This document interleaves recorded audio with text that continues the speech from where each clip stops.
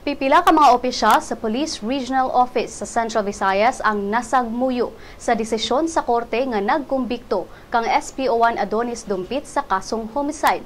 Si Superintendent Pablo Labra II, Pangulo sa Regional Intelligence Division, niingon nga bisan og na-downgrade ngadto sa homicide ang kasong murder ni Dumpit, di malikayan nga muubos ang moral sa kapulisan tungod sa desisyon. Matod niya nga nagtuo sila nga matagaan og pabor nga desisyon si Dumpit.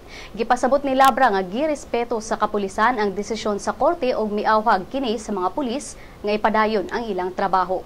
Matod sab ni PRO7 Director Chief Superintendent Prudencio Tom Banyas nga muhatag sila og tabang pinansyal alang sa mga legal expenses ni Dumpit kung modesider kini nga mubuhat og apil.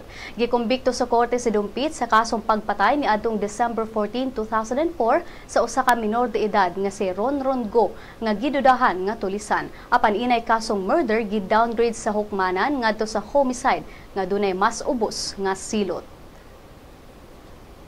Gi-recall sa Cebu City Medical Center ang 26 ka mga nurses nga kanhi gi-deploy sa Vicente Soto Medical Center human sa linog niadtong October 15 sa niaging tuig aron ihulip sa mga nurse nga nihawa. Si Dr. Gloria Duterte, officer in charge sa CCMC ni Butiag nga